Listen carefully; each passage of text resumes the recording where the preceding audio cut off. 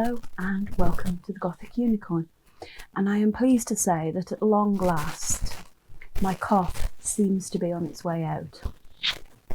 I'm actually really grateful to my husband because the last couple of videos he's had to go through them and remove the sounds of me coughing.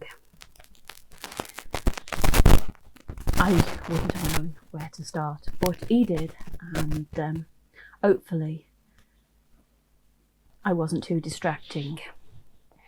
Now, as I'm starting to film this, I've just celebrated my birthday. And with it has come, well, one miniature gift. But I've got a couple of other things to share with you before I start the video. And it's actually the miniature gift that is the feature of this video, because it's something that I had no plan to do, and then I saw it, a new kit, and I had to have it. Now, I actually made an order from Petite Properties. It was the opening day of the big miniature show here in the UK, and they released their latest magazine. Now, I don't think I've mentioned the Petite Properties magazine yet.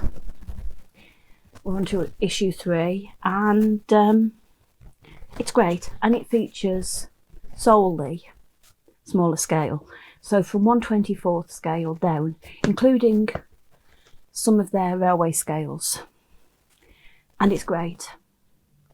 It is a proper old-fashioned glossy magazine, which, love it. So definitely worth getting in my eyes. Now, it is available digitally if you don't want to risk the postage costs to other parts of the world. And I will say this now, the first 2 issues sold out print-wise very quickly, which is why everybody was waiting for it to be launched so they could get in and get theirs. So I wanted that, and I ordered that. And I also ordered a few other things. The one is a chair kit, which is going to go into Journey's End. I always need chairs in these properties, and a sort of a no-brainer to pick up a set of those as we go along. And I also ordered some new 3D printed pieces. Now, the first 2 actually I've already got, because they came with kits in the advent calendar, but I just want the pieces on their own, so I ordered them. There's a pair of tap barrels. That is a barrel that you can actually get your drink straight out of. And I've got a trio of birds. You'll probably see where they end up in due course. And then I saw something that I just had to have, and that was some sacks. When I did my sort of out of season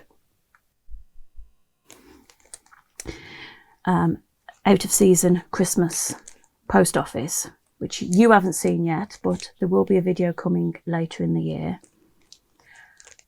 I really wanted some mailbags, and I couldn't find any anywhere.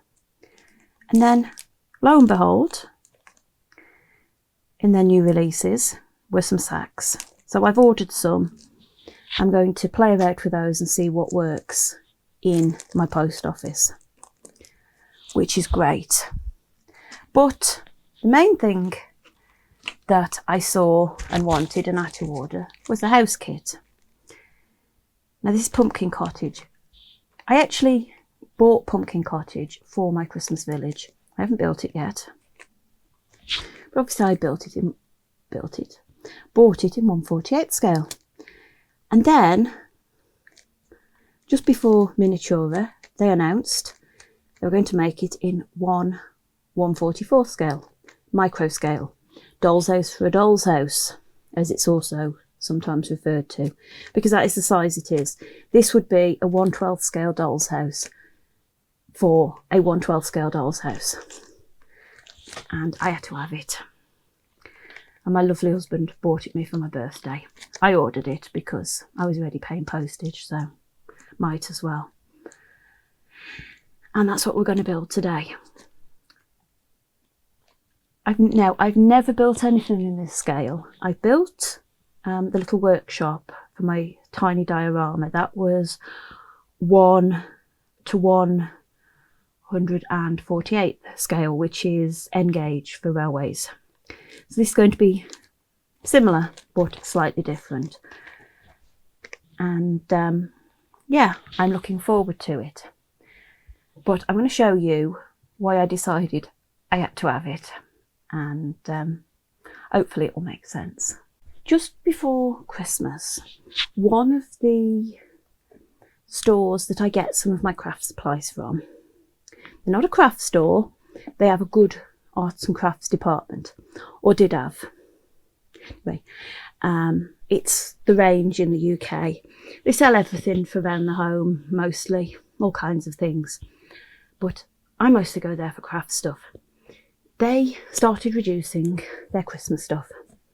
And I got this, which is a dome, which was supposed to have a little wooden display with some gnomes and some lights. And I picked it up for less than £2. Well, actually, I picked two of them up. The other one, the set is no longer complete because somebody on the smaller side stole the gnomes. Decided they'd make a nice Christmas decoration on their own. Doesn't bother me. But anyway, I've got a dome that is crying out for a building. And I was looking for something suitable. So when I saw Pumpkin Cottage, I just knew what I'd got to do. So I'm going to make this and I'm going to put it into my dome. Now, I'm not sure at this stage if I'm going to use the snow that comes in it and make it Christmassy, or if I'm going to make it more summery. Could be more interesting. I'm not sure. But we're going to start by building the cottage. So I'm going to take a look at the kit and see what I need to do. About the first thing I do once I open a new building kit, once I've done my initial read through of the instructions, it's really important to read through the instructions all the way. Indeed, a couple of times, just to make sure you know what you're doing, is to put together the basic structure. Now in this case, the basic structure is the MDF bits, and that lets you see what sort of size you're working with. And in the case of me, I tried it in the dome to make sure it would fit, and then I looked at it and thought, goodness, that is small. If you actually look at the size of that ground floor room, it is not very big, and that is without the adding the chimney piece, etc. So that's what I'm working with. It happens. You can use a bit of masking tape to hold it in place, but I'm not needing to do that at the moment. This is literally just to see how it works, and then I can get on with doing what I'm going to do to it. Now, the other thing I've already done is I've done a bit of a test, because I've got a chimney coming up the front of this building again. On the last one I did, which was 1/48 scale, I used brick paper. It's just far too small for brick paper. You wouldn't be able to see what it was. So I'm trying a textured technique, and what I've actually got here and it hasn't dried properly yet, so I better not stick my finger in it, is I've got some sand that I've glued on, and then I've gone over it with a coat of grey paint just to see how much texture you still have afterwards. And then that would be going over the chimney. Might work, might not, but that's the idea that I'm going with at the moment. And it's just this sand that I bought for doing paths and driveways. So I glued it, put glue on the piece, which is just a leftover bit of mat board, because I haven't got any spare MDF to try it on, so I tried it on the thick mat board.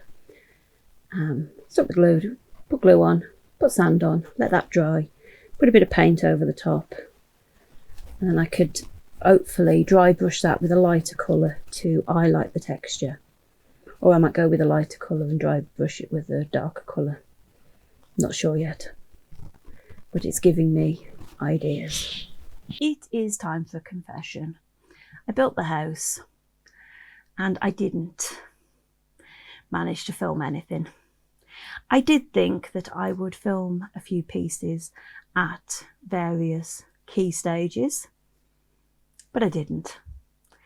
I got kind of wrapped up in it, carried away, and before I knew it, it was almost done. Now, I am going to say, for something so small, it actually took me longer than I might have expected. If I'd just been building it, I think it would have been a lot quicker. But with working out my colour schemes, etc., it just took a bit longer. And here it is. Now, obviously, it's decorated inside. I had to figure that one out as well. And it even has, I don't know how well the camera is going to show this, a little tiny functional staircase in this bit here. That's what it's there for. Now, I know I've got to go around and put some paint on these back edges. I turned it over and realised I'd forgotten that, but yeah, I think I'm actually going to leave furnishing the interior for now. I'm not 100% sure what I want to do with it inside, and with it going under the dome, I can just leave it and go back to it at a later point. Now, I painted the base colour, that is paint, and there is paint being used obviously on the inside walls and on the floors. Now, I didn't go to the trouble of making the floors look like they were wood or flagstones. I just decided I'd just do paint. I got a textured effect on my chimney by applying glue and some sand and then painting over it, and I think that's worked out quite well in this scale. It might be a bit too rough for 1/48 scale, but for this scale it'll do. The timbering, as suggested in the instructions, was coloured with a marker. It is made from ordinary cardstock. It's quite thin, and whilst it looks great, if I'd put paint on there, I think it would have ruined it. Now, you can see how thin the cardstock is actually by if I show you the rear part of the roof. Now, the rear part of the roof I haven't bothered doing my treatment on, simply because by the time I'd done the front, which took me about 3 hours, I'd lost the will to live, let alone to do the back. Plus, the back isn't the main feature of this property. What I did do is I took some very thin strips of cardstock that I cut myself, coloured them with a marker, which has given this sort of variation in colour. and then I cut them up as appropriate to stick them on around the chimney and the gable bit that sticks out here, and I think it works.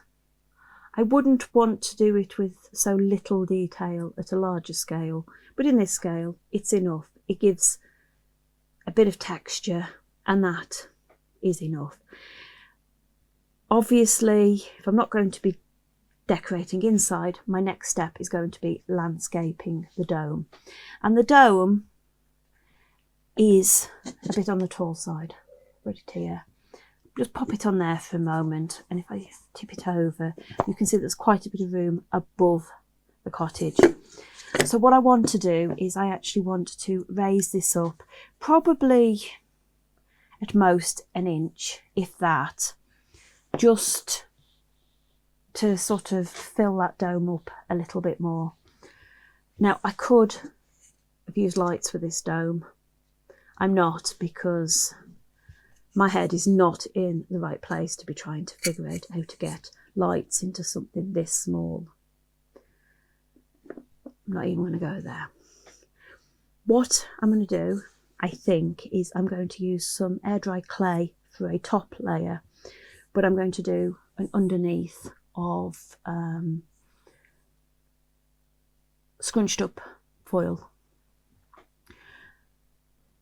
just like a platform of foil, a platform made out of probably a coil of foil.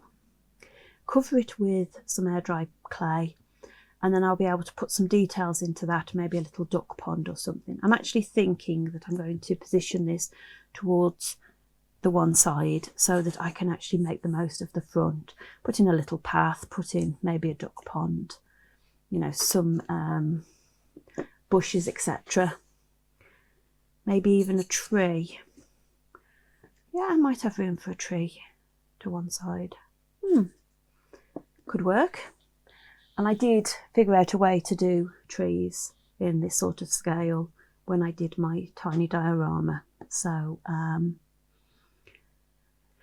we will see. But yeah, working on the base is my next step, and hopefully I may get some more clips filmed. I'm not guaranteeing anything though, because, well, when I get carried away, when I let the creativity take over, I tend not to think rationally. Again, it has been a while since I filmed, mostly because there's been other people around doing things, and it just hasn't been right. I started, as I said I was going to, with the base. I made a snake out of kitchen foil, glued that down, and then covered it with some air dry clay. This is a paper clay. I gave myself plenty of room for it to shrink back. It did shrink a little bit. It has the advantage though that it is fairly light. While it was still wet, I made a hole for my little water feature. Just a fingertip, stick the fingertip in and sort of press it to make a little indent. I painted it, not very well, it still needs touching up, but I painted it all with this dark brown because I thought that was a suitable base coat. And then I stuck the cottage down and started on the flocking. Obviously, I decided where I wanted my path, and did that, and then I've done the grass. The water feature little pond thing has been done with some UV resin. I actually painted the base of that in a greeny colour, just so that it sort of looked a bit darker in the bottom, but didn't look brown. You want everything brown. And I've just added a tiny little piece of gravel and some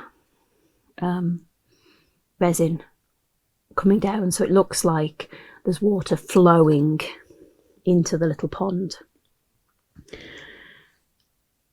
The toothpick is there because it's protecting a hole. I've made a hole in there. I've got a tree that's going to go in there shortly.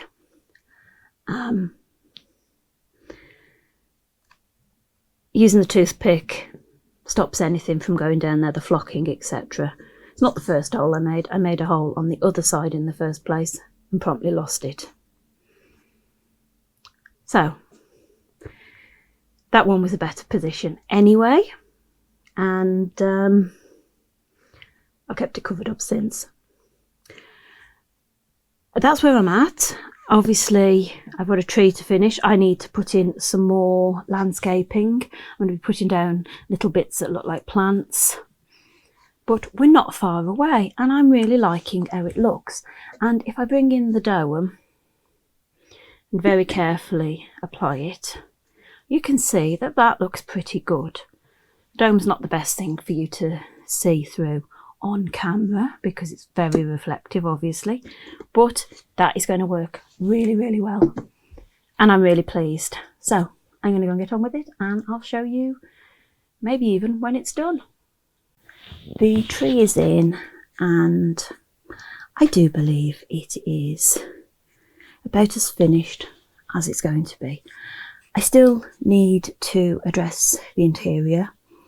I will be furnishing it at some point, but I haven't decided how or what with. It's a lovely space inside, and I've got to do something with it, but I want it to be right. As for the outside, I made my own tray. This tray is literally twisted wire. I twisted some fairly thick jewellery wire, craft wire, I'm not sure which it was, and then bent it back on itself to make more branches, and I've got 3 main branches there, which is enough in this situation. And what I did is I covered it with some masking tape, which was then painted. And once it was glued into position, I used some of the larger terrain pieces. This is like sponge to make the foliage. There's still a couple of places where I may go back and stick an extra bit here and there, but I like it. Now, I did think about turning it into a spring tree with blossom by dry brushing the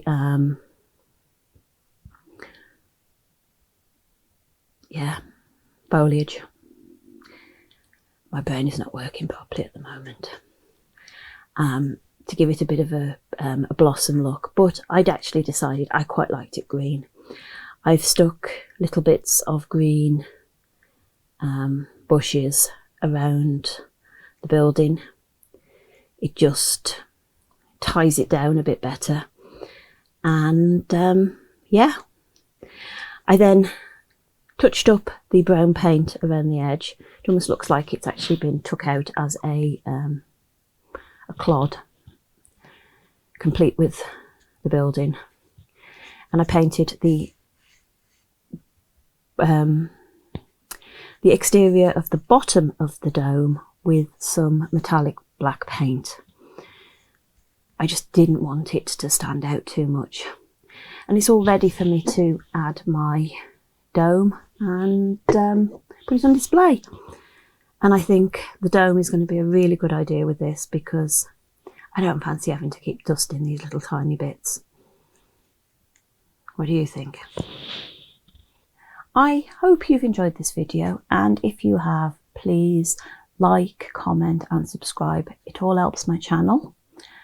And consider ringing that notification bell so that you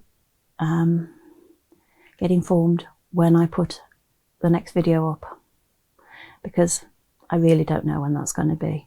But until next time, bye.